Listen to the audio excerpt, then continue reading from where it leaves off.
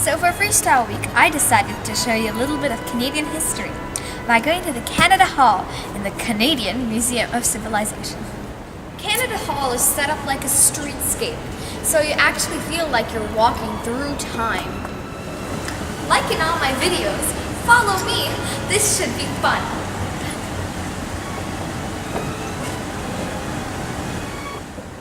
The Viking Norse were the first Europeans to arrive on Canada's east shores, approximately 1000 AD.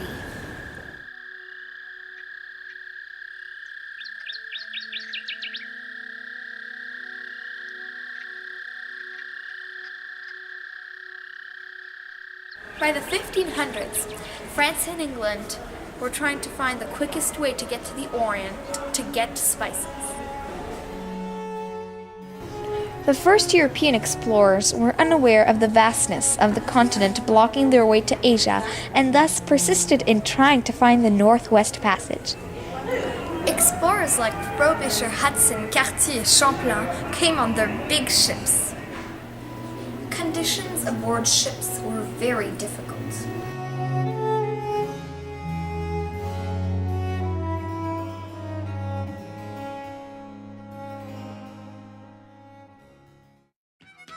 These explorations opened a new maritime area and caused a great stir among European fishermen. It was reported that fish were so plentiful they could even be caught in a basket dropped into the sea. Ship owners in numerous Atlantic European ports sent their crews to newfound land, marking the beginning of a great adventure that would continue into the 20th century. Acadia was the first permanent French agricultural settlement on the Atlantic coast of North America. Acadians brought dike-making technology from Europe to transform salt marshes into productive farmland. The aboiteau, the ingenious sluice, one-way drainage pipe that Acadians used to clear their diked lands of water, became a symbol of their identity. Unfortunately for the Acadians, the part of Canada they had settled in, New Brunswick, fell into the hands of the British. The Acadians wanted to remain neutral in the conflict between England and France. But unfortunately, in 1755, after bloody battles with French forces in several North American locations, the British military decided to deport all Acadians who would not take an oath of allegiance to Britain.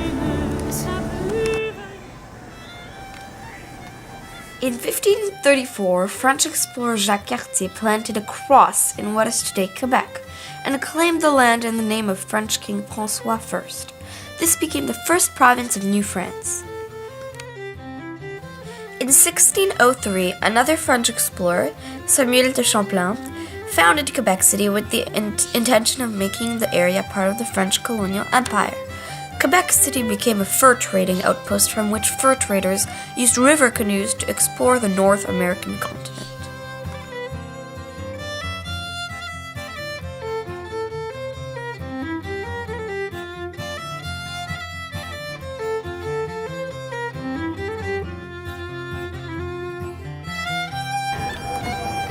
The fur trade was the main economic engine of Canada until the late 18th century, when it was supplanted by the lumber trade and agriculture.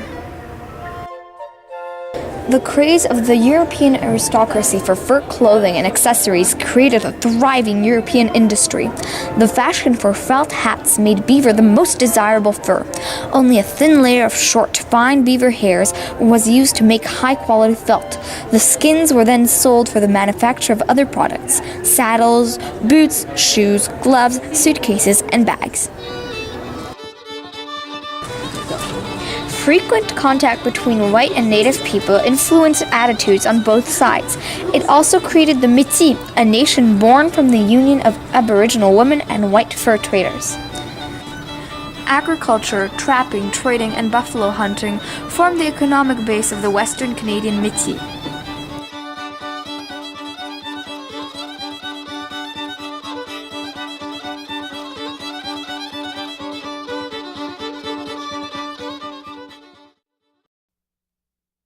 Britain looked to Canada's vast eastern forests as a secure source of timber for the masts and hulls of wooden ships. This spurred the rise of the timber trade, with logging and milling operations centered on the Ottawa, the St. Lawrence, and other rivers. Arrival of the Loyalists, 1784. After the British were defeated in the American Revolution, about 40,000 American colonists loyal to the British side sought asylum in Canada. The majority went to the Maritimes and Quebec. About 7,500 Americans settled in what is now southern Ontario. They arrived at base camps like the one recreated here. In 1837, there was a rebellion against a colonial government run by an unelected elite. But the colonial government soon crushed the rebellion. Just as the Upper Canada rebels, the Lower Canada French tried to rebel against the British with no success. The failed rebellions of Upper and Lower Canada sowed the seeds for political change, contributing to Confederation and the birth of Canada as a country, July 1st, 1867. During the second half of the 19th century, Atlantic Canada was a world center for shipping and shipbuilding.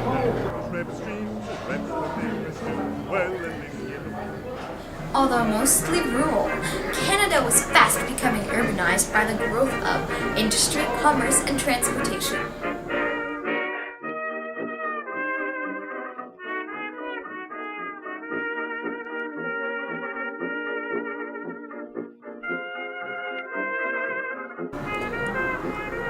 By 1885, nearly 300 Canadian communities had populations of 1,000 or more. Most of the urban centers were in southern Ontario and Quebec.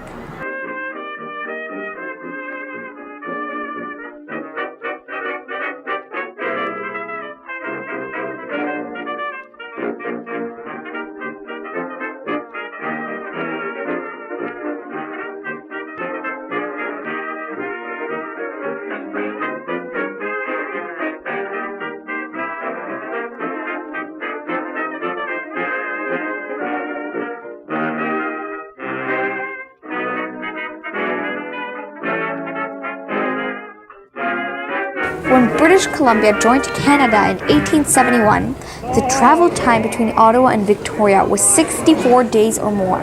By 1891, it took only 8 days. While the earlier journey was by stagecoach, now travelers could move across the entire continent by rail. Somehow I'm sorry for tears I poured you that made you blue. Lonely, oh how I wish you only felt sorry too.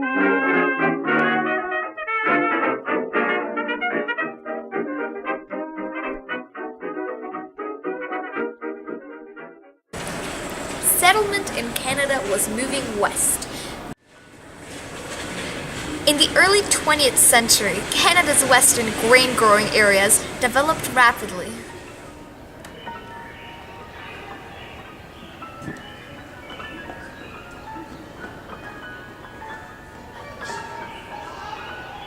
Wheat became king of Manitoba and Saskatchewan.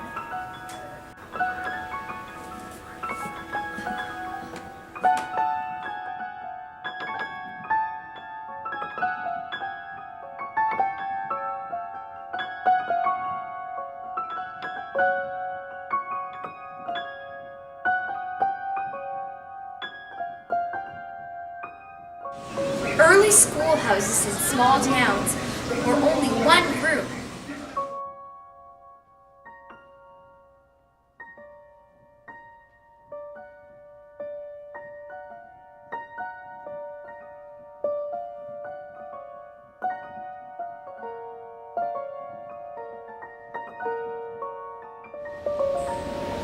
Because there was no indoor plumbing in the schoolhouses, they had outhouses instead of washrooms. So if you needed to go, you had to go outside.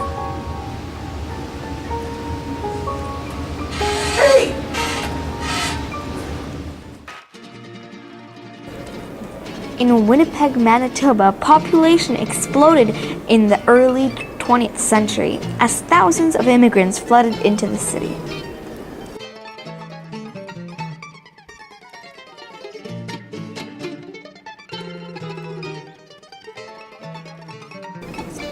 They came from Britain, Northern and Eastern Europe.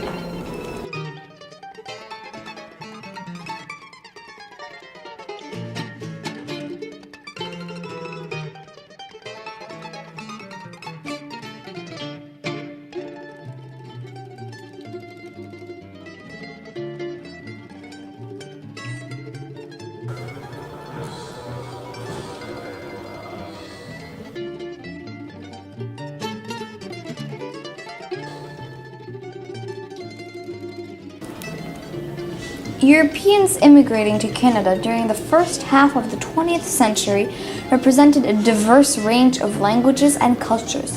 Access to printed information in languages that they could understand helped to break down the feelings of isolations in Canada while solidifying their sense of ethnic community.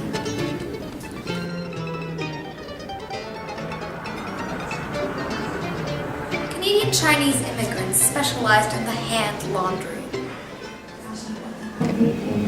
The arrival of drip-dry and polyester clothing and the mechanization of laundry from the 1950s to the 1960s led to a decline in the laundry business. This spelled the end of the Chinese launderer's work and the end of an era in Chinese-Canadian history. The 20th century in Canada was symbolized by the discovery of oil in the West.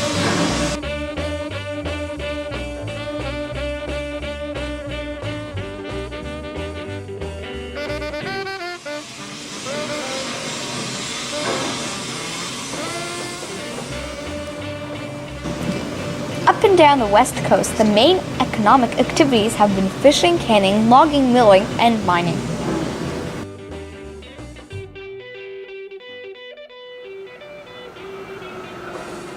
As we enter the 1960s, Vancouver International Airport had become modern Canada's most important Pacific gateway for passengers traveling to and from Asia.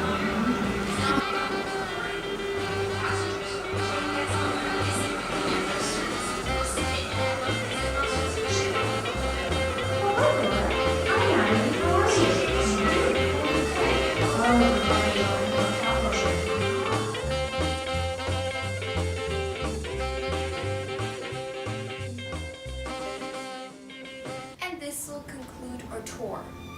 I hope you enjoyed our very, very short history of Canada, and hopefully you'll come to visit.